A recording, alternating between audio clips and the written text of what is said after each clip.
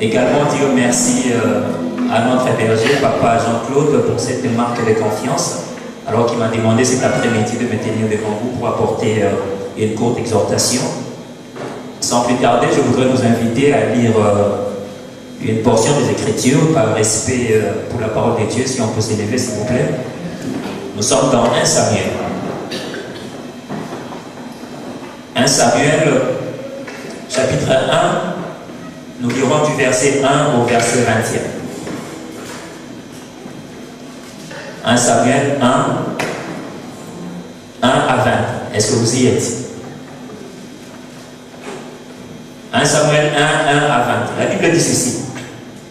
Il y avait un homme de Ramathaïm, Sophim, de la montagne d'Éphraïm, nommé Elkana, fils de Jéroam, fils d'Eliou, fils de Tohu, fils de Tuf, Éphraïtien. Il avait deux femmes, dont l'une s'appelait Anne et l'autre Pénina. Pénina avait des enfants, mais Anne n'en avait point. Chaque année, est-ce qu'on peut dire après moi chaque année? Chaque année, cet homme montait de sa ville à Silo pour adorer l'Éternel des armées et pour lui offrir des sacrifices. Et là se trouvaient les deux fils d'Élie, Ophni et Phiné, sacrificateurs de l'Éternel.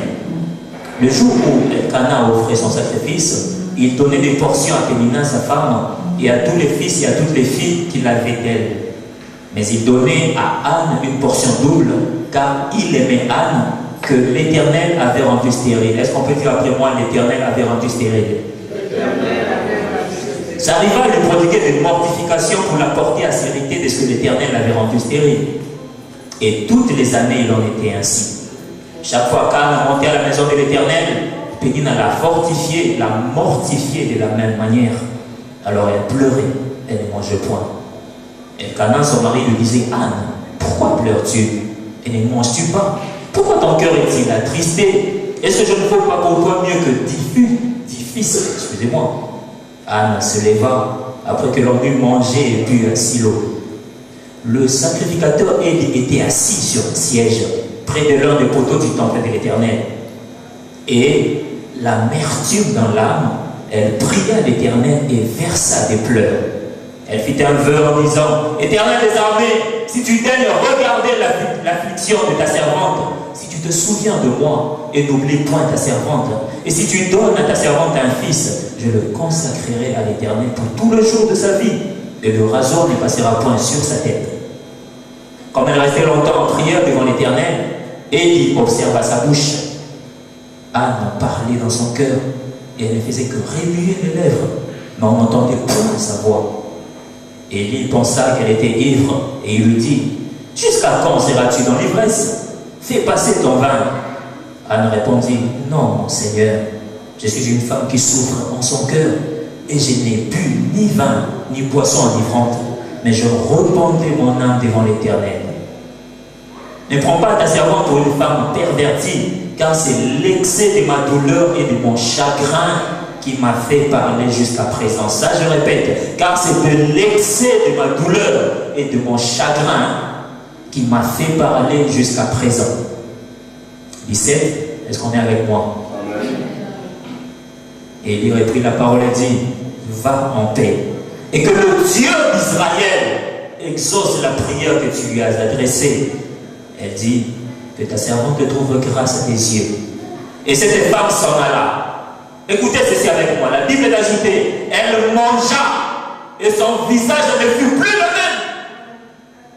Ils s'élevèrent de bon matin, et après avoir adoré l'Éternel, ils s'en retournèrent et revinrent dans leur maison à Rama. Elkana connut Anne, sa femme, et l'Éternel se souvint d'elle. Dans le cours de l'année, Anne devint enceinte, et elle enfanta un fils qu'elle nomma Samuel, car dit-elle: Je l'ai demandé à l'Éternel. Est-ce qu'on peut acclamer pour cette parole? Est-ce qu'on peut acclamer pour cette parole, s'il vous plaît?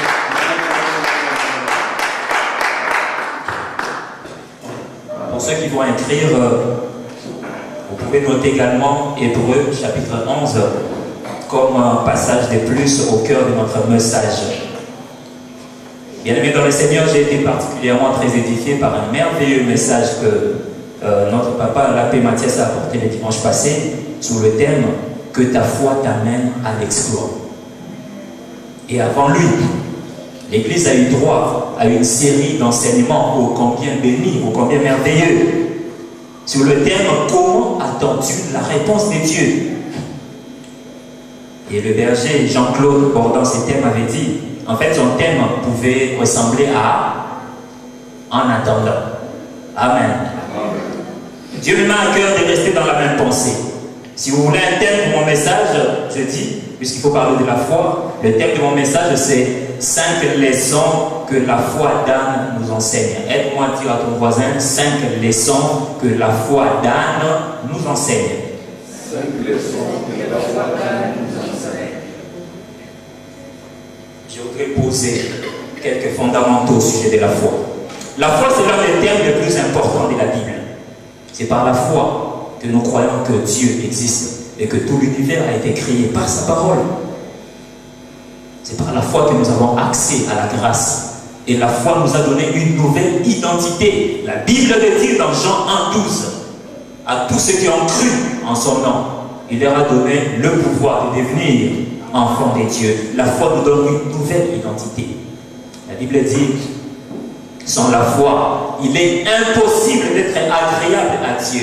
Tenez, le mot en grec qui s'est traduit en français par agréable, je ne vais pas bien prononcer, ça ressemble à eucharisteo, pour dire agréable.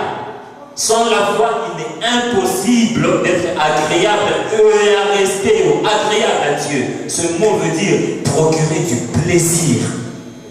Sans la foi, on ne peut procurer du plaisir au cœur de Dieu. Je viens de dire à quelqu'un, on peut bien chanter et ne pas être agréable aux yeux de Dieu. On peut bien prêcher et ne pas lui être agréable. On peut même prophétiser et ne pas lui être agréable. Mais c'est lui qui a la foi procure le plaisir au cœur de Dieu. Ma prière est que nous soyons de ces hommes et de ces femmes qui donnent la joie au cœur de Dieu à cause de notre foi. Eux y a resté. La foi, c'est lui le cœur de Dieu.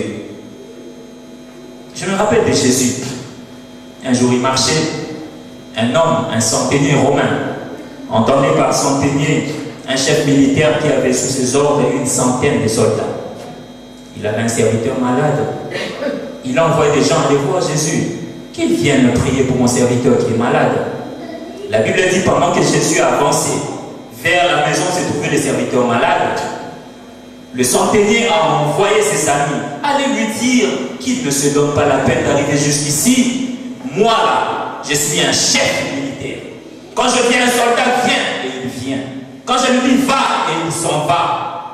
Je connais la valeur de l'autorité et le sens de l'ordre. Qu'il dise seulement un mot depuis où il est et mon serviteur sera guéri. Bien-aimé dans le Seigneur, j'aime quand la Bible ajoute que Jésus se tourna vers la foule et il dit, en vérité, même en Israël, je n'ai jamais rencontré une si grande joie. Et il a resté la foi qui rend l'homme agréable aux yeux de Dieu. Le cœur de Jésus était séduit. Vous savez, les apôtres ont entendu Jésus parler de plusieurs thèmes. Il leur a parlé de la prière, l'amour, que sais-je encore. Mais bizarrement, un jour les apôtres s'est tournés vers Jésus dans Luc 17,5 et il lui dit, Seigneur, augmente-nous la foi. Pourquoi seulement la foi? Parce qu'ils ont compris que dans la marche avec Dieu, la foi c'est quelque chose de moutouya. La foi c'est quelque chose d'une importance capitale. Augmente-nous la foi, Seigneur. Et là, je comprends que la foi, c'est quelque chose qu'on peut quantifier. La foi, bien aimée dans le Seigneur, c'est quelque chose qui peut passer d'un niveau bas à un niveau élevé. Augmente-nous la foi. Ma prière est pour qu'on entende cette parole, que la foi de quelqu'un soit boostée au nom de Jésus. La Bible emploie plusieurs termes. Prophétie, miracle. Mais la Bible ne définit pas tous les termes qu'elle emploie. Je n'ai pas trouvé la définition du miracle dans la Bible.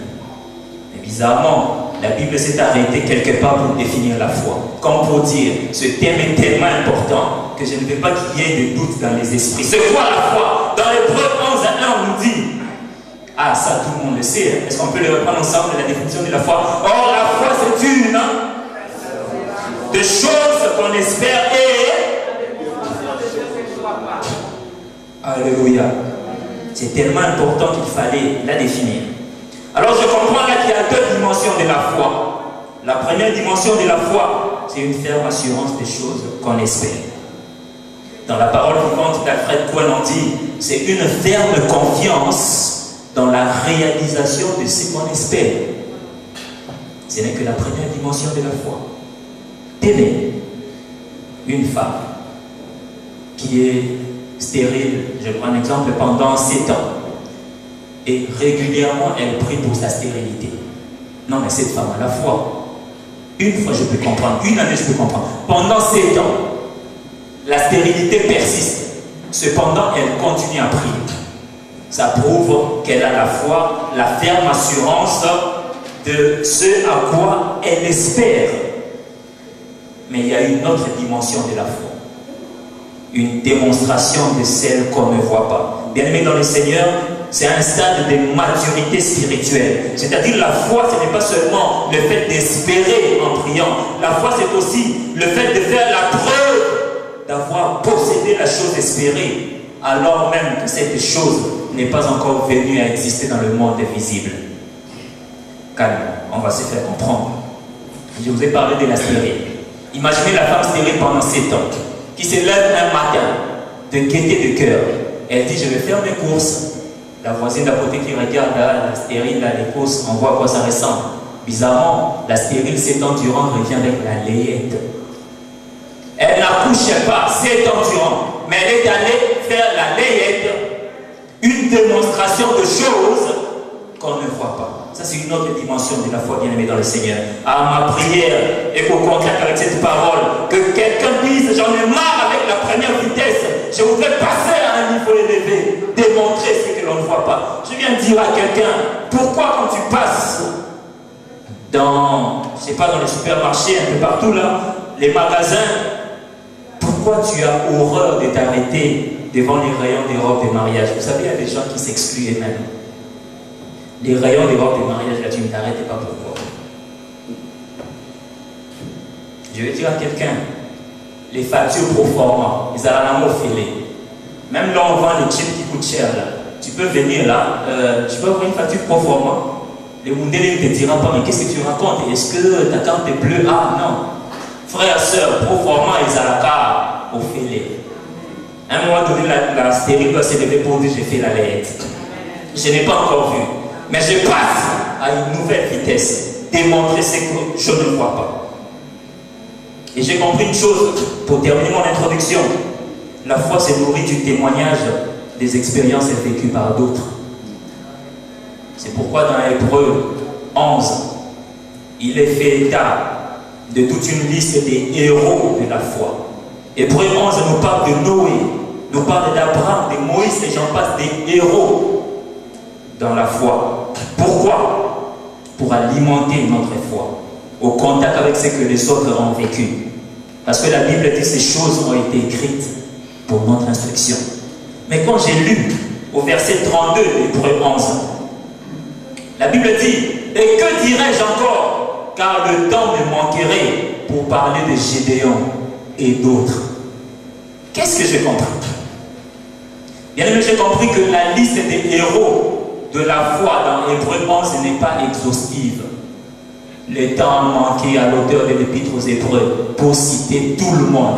Ils sont tellement nombreux qu'il n'était pas possible de les citer tous. Que dirais-je encore? Le temps me manquerait pour parler de Gédéon et autres.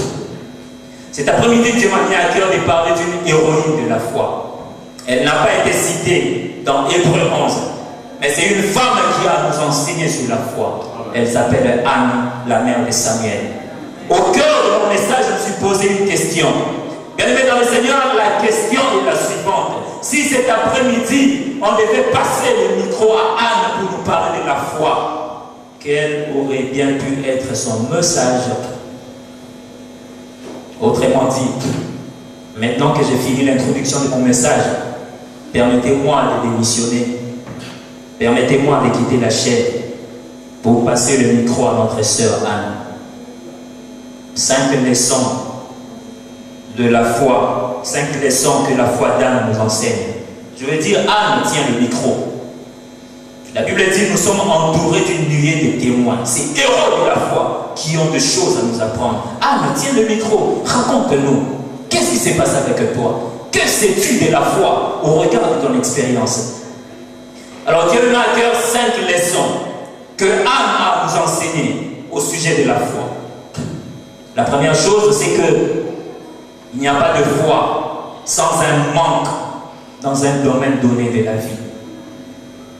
Bien-aimés dans le Seigneur, le message de la foi, l'école de la foi, est faite pour des gens qui manquent quelque chose dans un domaine quelconque de la vie. Parce que la Bible dit, la foi est une ferme assurance des choses qu'on espère. Une chose espérée, on ne l'a pas encore entre ses mains. Est-ce qu'on est avec moi? Amen.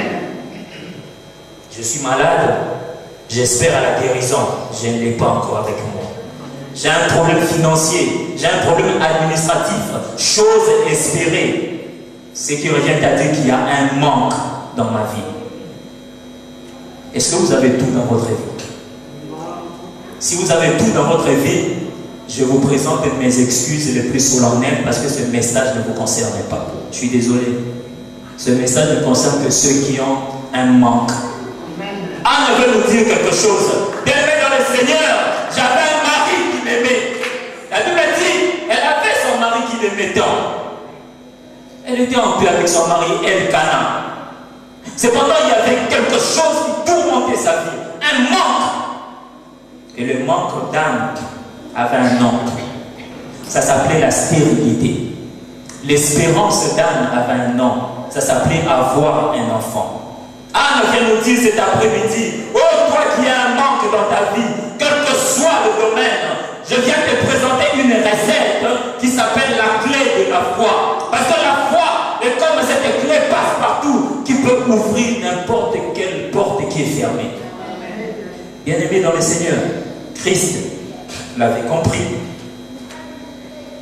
Jésus avait dit à ses apôtres, si vous aviez de la foi comme un grain de sénévé, vous diriez à cette montagne, ôte-toi de là, et elle obéira. Ôte-toi de là. Seulement si tu as la foi, cette clé. Vous avez un manque dans votre vie. Cet après-midi, je vous exhorte sur la foi. Dieu veut nous parler davantage sur la foi, parce que cette clé est à notre portée. La Bible ne dit pas pleurniche devant cette montagne qui est pressée devant toi. La Bible ne nous demande pas de célébrer la taille de nos problèmes. Ah, Mukandao, depuis 10 ans, ça fait 10 ans que j'ai des problèmes administratifs. Cette maladie persiste depuis 5 ans. La Bible ne nous demande pas de faire l'apologie de nos problèmes. La Bible nous dit, regarde cette montagne et dis à cette montagne, porte-toi de là et elle vous obéira. Bien-aimés dans le Seigneur, la deuxième leçon pour aller vite. Anne nous dit ceci, il n'y a pas de foi sans le regard tourné vers Dieu. Pourquoi? Parce que Dieu est le rémunérateur de ceux qui le cherchent. Il n'y a pas de foi sans le regard tourné vers Dieu. La foi suppose une confiance qu'on a placée en Dieu. On se sent tellement limité, tellement incapable, qu'on n'a pas d'autre choix. On s'est dit non, ce problème est tellement compliqué que je n'ai pas d'autre choix. Je regarde à Dieu et rien qu'à Dieu. Je prends 2 exemples pour vous expliquer à quel point parfois nous appelons foi ce qui n'est pas foi.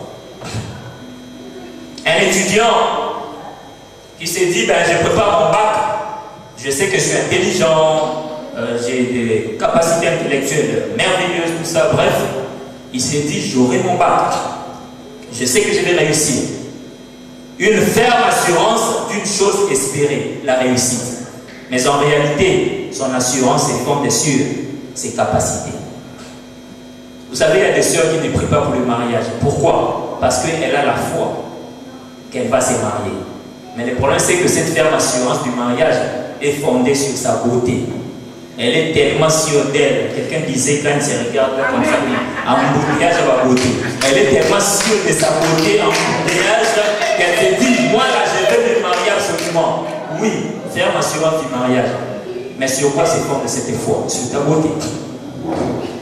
Je connais un ami qui disait, ah, ils sont pas poteaux. Moi je suis courageux, pas courageux, courageux, j'aime quand on dit courageux. Comme pour dire donc, courage les actes même délai que nous là, la poteau, là, on va faire des comptes, ça fait moi je suis courageux. Il espère à la prospérité. Il s'est dit ça va marcher un jour. Mais en réalité, cette assurance se repose sur quoi? Il s'est découragé. Donc, courage et délai pour Simbakaka, comme on dit en lingala. Bien aimé dans le Seigneur, Anne veut nous dire que la foi selon la Bible, c'est le regard tourné vers Dieu. Oui, je suis étudiant, je me sais intelligent, oui, je révise ma matière, mais même après avoir révisé ma matière, je mettrai mes genoux à terre pour dire, je crois que l'intelligence vient de toi. Amen. Je crois que la sagesse vient de toi. Je crois que la réussite ne vient ni de l'Orient, ni de l'Occident, mais elle vient de ces dieux de la Bible. J'aime quand la Bible dit, c'est Daniel qui le dit, le savoir et la science viennent des dieux. Bien aimé, je me rends encourager un étudiant pour lui dire, il m'arrive de faire de nuit blanche en train d'étudier. On va dire qu'au terme de 19h, devant l'ordinateur, tu travailles, tout d'un coup tu regardes la montre, il est 6h du matin. Mais quand je vais passer une interview, je vais passer un examen, je sais me tourner vers ces dieux pour dire Seigneur, Seigneur, Seigneur, ça là, ça ne suffit pas. Notre foi repose sur le Dieu qui donne la réussite, qui donne le succès, qui donne la science aux hommes de science. Bien aimé dans le Seigneur, il n'y a pas de foi sans le regard tourné vers Dieu. La Bible dit, c'est Dieu qui avait rendu Anne stérile. Quand c'est Dieu qui vous rend stérile, la médecine est incapable de résoudre votre problème. Anne là, même si on devait la transposer aujourd'hui là, à notre époque, stérilité ayant pour source Dieu lui-même, votre médecine là de la Sorbonne, elle ne peut absolument rien. La pauvre, elle avait comme seul recours regarder à Dieu. Je veux dire à quelqu'un, la foi selon la Bible n'est pas égocentrique. La foi selon la Bible n'est pas tournée vers notre ego, nos capacités, nos potentialités. La foi selon la Bible, elle est, je veux dire, théocentrique. Shalom frère Théo. La foi selon la Bible, elle est théocentrique. Je dirais mieux, elle est christocentrique. La Bible dit dans Hébreux 12, 2, courons avec persévérance dans la carrière qui nous est ouverte, ayant le regard sur Jésus, le chef et le consommateur de notre foi. La foi de la Bible, c'est tourner le regard vers Dieu. Bien aimé dans le Seigneur, j'ai entendu, je suis vu sur YouTube, quelqu'un dire, j'entends un bruit. Ah oui, un bruit du changement. Bien aimé dans le Seigneur, ne soyez pas surpris, un jour vous viendrez là. Je parle à la sœur Gisèle cette fois-ci, je parle au protocole. Ne soyez pas surpris si un jour par la foi, une sœur ajoute les chaises jusqu'à la porte au fond. Ne venez pas lui dire, mais ma sœur, ça va là-bas? Oui, ça va là-bas. Elle a seulement compris qu'avant de voir avec les yeux physiques, il est possible de poser les actes par la foi. Je mets les chaises jusqu'au fond là-bas, même si maintenant je ne vois pas les gens occupés. Mais je crois qu'il y a des hommes et des femmes que Dieu attire en ces lieux. Et quand on les dit, ce n'est pas fort de notre savoir-faire. Quand le berger Jean-Claude le dit, ce n'est pas parce qu'il est sûr de lui. Non, c'est parce que nous avons les yeux tournés vers les Dieu qui nous a appelés à nous servir. Je viens dire à quelqu'un, face à ton manque, à ton problème, fais comme Anne. Regarde à Dieu. Regarde à Dieu. Je viens dire à quelqu'un, le Dieu de la Bible n'a pas vieilli. La Bible dit rien n'est impossible à Dieu. Il a dit dans sa parole, venez à moi. Vous tous qui êtes fatigués et chargés, et je vous donnerai du repos. Il a ajouté, ne vous inquiétez de rien. Mais en toutes choses, je veux dire à un frère qui a des papiers. Quand la Bible dit, ne vous inquiétez de rien, mais en toutes choses. Toutes choses là, c'est vraiment toutes choses. Les papiers, le mariage, tout, mais alors tout. Il dit en toutes choses, faites quoi? Faites connaître à Dieu. Pas aux voisins. Tu parlais trop aux voisins. D'ailleurs, toi là, tu parlais trop. Même la voisine est là connaît tous tes problèmes. La Bible dit faites connaître à Dieu. Je viens encourager quelqu'un à apprendre à fermer la bouche devant les hommes, mais à aller au pied du trône de la grâce pour dire Seigneur, devant toi je serai bavard. Au pied du trône de la grâce je serai bavard. Même quand j'apprendrai à me taire devant les hommes. Alléluia. Alléluia. La troisième leçon. Quand le problème, c'est Anne qui parle, c'est pas moi, ça n'engage que Anne. La Bible dit, quand le problème, voilà la Bible, le témoignage d'Anne, quand le problème s'amplifie, la dimension de la prière de foi augmente. Je l'ai dit au tout. Voici ce qu'il est écrit au sujet d'Anne. Elle disait à Élie, c'est l'excès de mon chagrin qui m'a fait prier aussi longtemps. Quand tu vois cette femme en train de crier à l'église, là, tout le monde là prie tout bas, mais elle s'est mis à crier. Quand tu vois un frère se mettre à genoux, tu te dis, ah, mais il va salir son pantalon. Hein. Tout le monde est là debout, lui s'est mis à genoux. Le problème c'est que, il mentionne pas chagrin et que c'est. Parce que la douleur qu'il ressent là, toi tu ne l'as pas encore ressenti. Anne dit, Élie, je ne suis pas ivre, c'est l'excès de mon chagrin qui m'a fait prier aussi longtemps. Le problème c'est quoi? Bien vu dans les Seigneurs, généralement dans la vie, les gens qui prient beaucoup, c'est parce que le fardeau là il est grand. Et souvent ça cache des choses grandes devant eux. Anne ne priait pas assez. Mais plus Pénina l'a embêté, plus la dimension de la prière d'Anne. Je veux dire à quelqu'un, même Jésus l'a expérimenté. Vous savez, Jésus savait que sa vie sur terre va finir à la croix. Ça, il le savait. Et la Bible dit que Jésus priait sans cesse. En fait, lui-même, il a dit prier sans cesse. Il priait régulièrement, tout le temps, et presque ordinairement. Mais un jour, à l'approche de la croix, lorsque Jésus, dans son humanité, il a senti que la croix, là, ce n'est plus loin. La Bible dit à la montagne des Oliviers, étant en agonie, il priait plus instamment, et sa sueur devint comme des grumeaux de sang. Plus il s'approchait de la croix, il s'est dit, la dimension de la prière doit aussi changer. Anne avait tellement du chagrin qu'elle a prié au-delà du temps arrêté. Bien aimé dans le Seigneur, le jour où le culte va finir, et tu vois quelqu'un dans son coin continuer à prier pendant quelques 10 minutes de plus, ne les dérange pas. Tu ne connais pas son problème, tu ne connais pas son chagrin. Elle sait ce qu'elle fait, il sait ce qu'il fait. Alors Dieu me dit ceci. Viens dire à quelqu'un cet après-midi que les péninats sont parfois des instruments de bénédiction pour nous. S'il n'y avait pas Pénina pour embêter Anne, peut-être que Samuel allait être renvoyé à plus tard. Pourquoi? Parce que d'après les commentateurs de la Bible, fort probablement Anne était la première femme. Son mari l'aimait beaucoup. Et tout porte à croire que son mari a regardé à une deuxième femme à cause de la stérilité d'Anne. Autrement dit, si Pénina n'était pas là, Anne pouvait être contentologue. Ah, de toutes les façons, c'est Dieu qui m'a rendu stérile. Là, je vais me tuer. Pourquoi? Je vais jeûner, me tuer en priant. C'est Dieu là qui est derrière ma stérilité. Anne pouvait dire dans tous les cas, mon mari là, il m'aime. Mais Pénina est entrée en scène.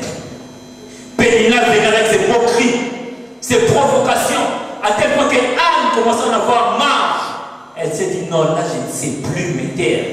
Vous savez, au temple, quand ces hommes et ces femmes venaient pour faire des sacrifices, tout était chronométré. Le temps est fini, tout le monde est parti, mais elle, il constate que la dame traîne encore en train de prier. Pourquoi? À cause des Péninas. Bien aimés dans le Seigneur, les Péninas sont utiles dans nos vies parfois. Je viens dire à quelqu'un que Dieu suscite parfois de mon cœur dans ta vie, et tu vas prier autrement.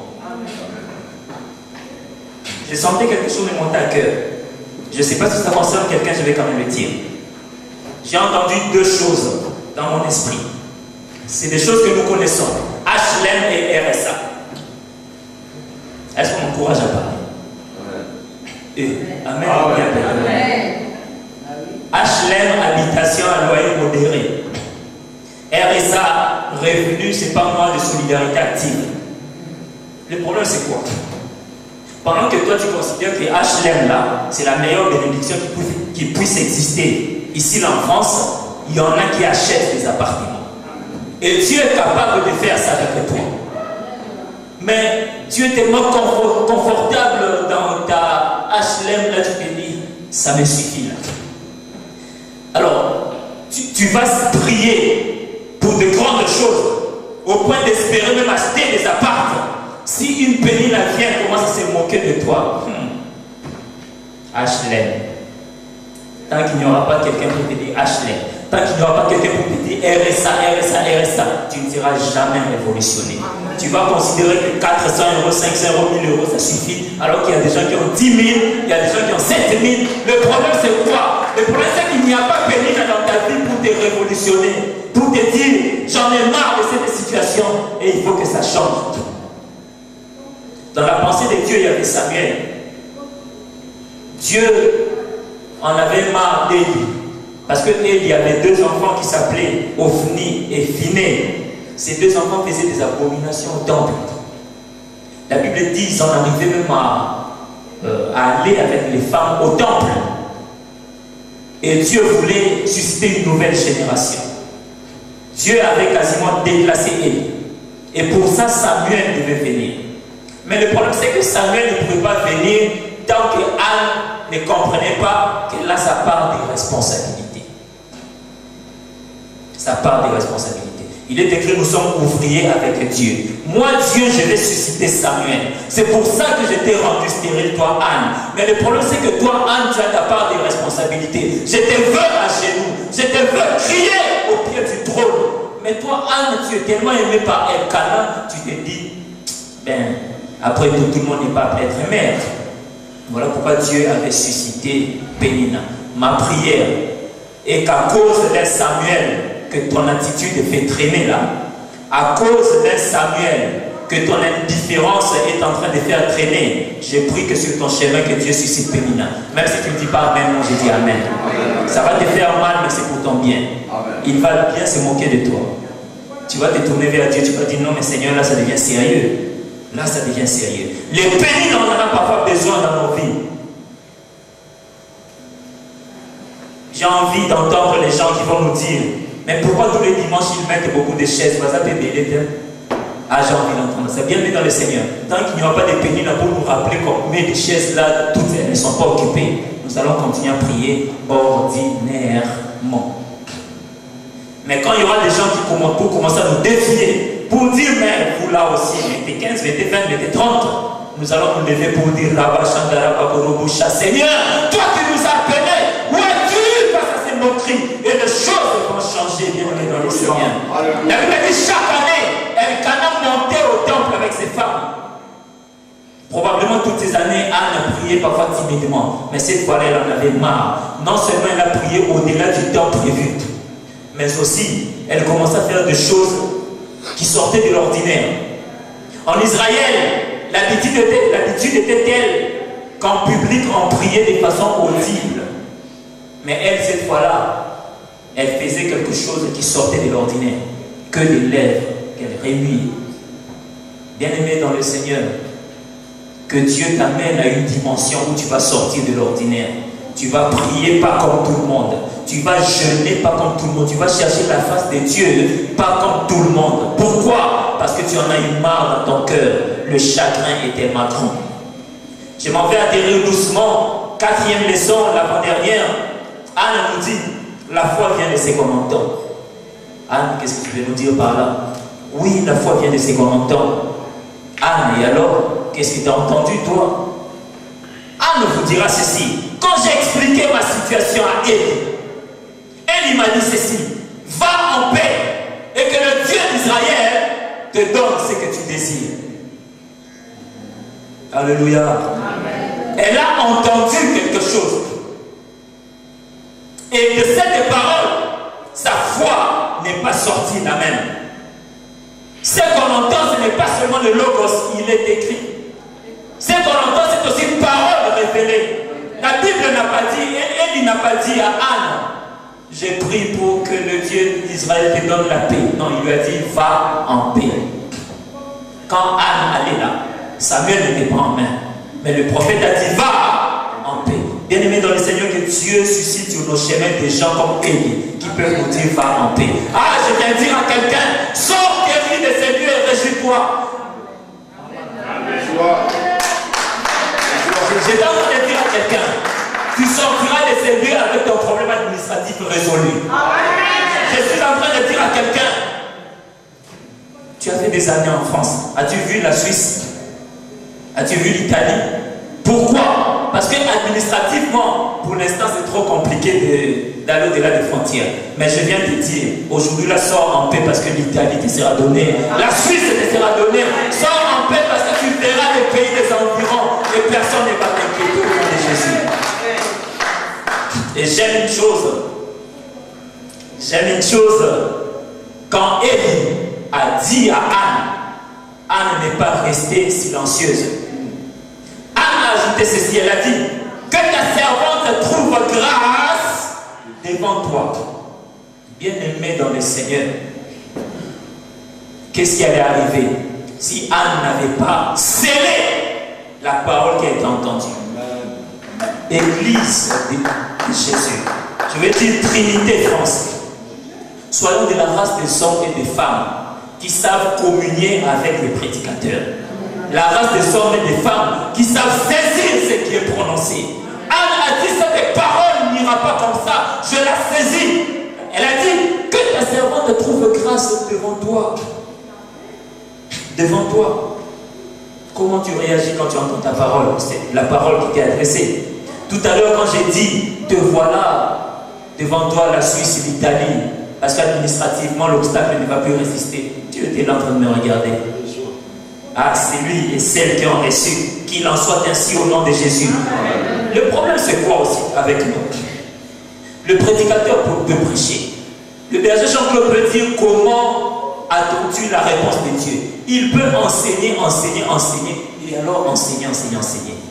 Mais que faisons-nous de la parole que nous entendons? La Bible dit ceci au sujet de Jésus. Dans Matthieu 13, 58. À Nazareth, Jésus ne fit pas beaucoup de miracles à cause de l'incrédulité de ces gens. Le problème, ce n'est pas Jésus. Peut-être qu'il y avait des gens pour vous dire, cette fois c'est similitaire. Oh, mais les malades sont rentrés malades. Oh, mais il y avait un aveugle pendant que Jésus parlait. L'aveugle là n'est pas guéri. Le problème, ce n'est pas Jésus. À cause de leur incrédulité, peu de miracles. Bien-aimés dans le Seigneur, apprenons à saisir toutes les paroles qui sont libérées de la part de Dieu et nos vies ne resteront plus jamais le même. Un homme a dit, Jacques Vernon, si je me trompe, il a dit, Dieu fera toujours ce que nous ne pouvons faire, mais il ne fera jamais ce que nous devons faire. Amen. Je répète, amen. Dieu fera toujours ce que nous ne pouvons faire, mais il ne fera jamais ce que nous devons faire. Anne, ton rôle, ta responsabilité, saisis. Parce que moi, Élie, j'ai déjà parlé. La dernière leçon, j'atterris. Anne nous dit ceci. En attendant l'exaucement, par la foi, célèbre l'exaucement. Anne, qu'est-ce que tu veux dire par là? En attendant l'exaucement par la foi, célèbre l'exaucement. Ça veut dire que pendant que l'exaucement n'est pas encore effectif, par ton langage, par tes actes, comporte-toi comme quelqu'un qui est déjà exaucé. J'ai vu un dimanche, je voulais les gens danser. En attendant là-bas, en attendant, c'est ça la pensée de Dieu bien-aimé dans le Seigneur. Elle est sortie du temple. Elle n'avait pas l'enfant en main. Mais la Bible dit, son visage n'est plus resté le même. Pénina pouvait continuer à se moquer d'elle à son retour. Mais qu'est-ce qui se passe avec celle-là? Son visage n'est plus resté le même. Bien-aimé dans le Seigneur, même si tu sens encore les symptômes là, de la maladie, mais dis-toi que tu es déjà guéri. Et comporte-toi comme une personne qui est déjà guérie. Change même ton langage en attendant l'exaucement. Car c'est ce que Anne a fait. Et la Bible de Dieu plus loin, Elkana connu sa femme. Et Dieu se souvint de la prière d'Anne. Au nom de Jésus, j'ai prié pour que Dieu se souvienne de ta prière. Alors que toi, tu seras en train de traîner les pas devant les rayons de robe, de mariage. Alors que tu seras en train de chercher un proforma quelque part. Alors que tu vas vérifier le prix du billet pour aller en Italie, en Espagne, ça coûte combien? Lors même ta situation administrative n'est pas encore réglée, que le Dieu du ciel, au nom de ta foi, que le Dieu du ciel te visite, que le Dieu du ciel dise, à cause de ce que tu as fait, je viens te secourir. Est-ce qu'on peut se lever pour prier pendant que les bien-aimés de l'union musicale avancent? Chandarabakorobocha. Est-ce que quelqu'un peut commencer à adorer Dieu pour dire c'est vrai que les symptômes de la maladie sont encore là, mais en attendant moi je te célèbre, en attendant moi je te célèbre, même si ça n'a pas encore changé, même si sur mon compte il n'y a rien, même si jusque là je n'ai rien vu, mais en attendant je t'adore, je te célèbre. Alléluia. Élève ta voix, commence à adorer Dieu. Élève ta voix, commence à célébrer Dieu. La foi est une ferme assurance des choses qu'on espère, une démonstration de celles qu'on ne voit pas. Nous sommes de la race de ceux qui vont démontrer, même s'ils n'ont pas encore touché. Alléluia.